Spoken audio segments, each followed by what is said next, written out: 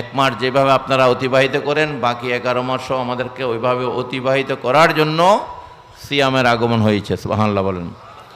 সুতরাং আমরা মুসলমান, আমাদেরকে অবশ্যই ফরজ এই সিয়াম বা রোজা, এটা আমার জন্য ফরজ করা হয়েছে। সুবহানাল্লাহ বলেন।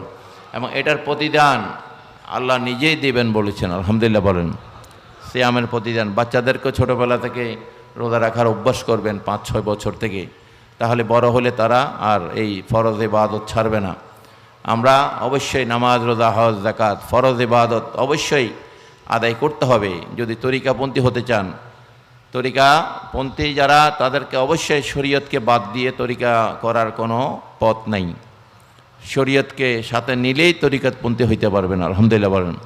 এটা আমার মুর্শিদ বাবা মঈনুদ্দিন মেজবান্ডারি আমাদের জন্য বারবার এই সাবধানবাণী করে গিয়েছে। সুতরাং আমাদের এই ময়দানে, এই মঞ্জিলে আলহামদুলিল্লাহ আমাদের যত আশাকান প্রত্যেকে রোজাদার। আলহামদুলিল্লাহ বলেন। মুসাফির থাকার পরও কেউ রোজা ভাঙ্গে নেই, কষ্ট করেও কেউ রোজা ভাঙ্গে নেই। এটাই বাবা মঈনুদ্দিনের সফলতা। আলহামদুলিল্লাহ বলেন। কারণ উনি ওনার আশেকদেরকে ওইভাবে তৈরি করে দিয়ে গেছেন। আলহামদুলিল্লাহ বলেন। শরীয়তকে যেন বাদ না দেয়, উনি এইভাবেই ওনার আশেকানদেরকে তৈরি করে দিয়ে গেছে। আলহামদুলিল্লাহ বলেন। একইভাবে আমিও আমার যত আশেকান এবং আমার মুর্শিদ বাবা মঈনুদ্দিন মেজবান্ডারি ওনার যত আশেকানদের আমার হাতে তুলে দিয়েছে। আলহামদুলিল্লাহ তারা প্রত্যেকেই আমার হুকুমও মেনে চলছে। আলহামদুলিল্লাহ বলেন।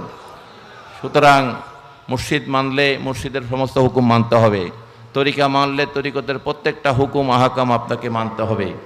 নাহলে আপনি মুরিদ হওয়ার কোনো লাভ হবে না, দুনিয়াতেও হবে না, আখিরাতেও হবে না।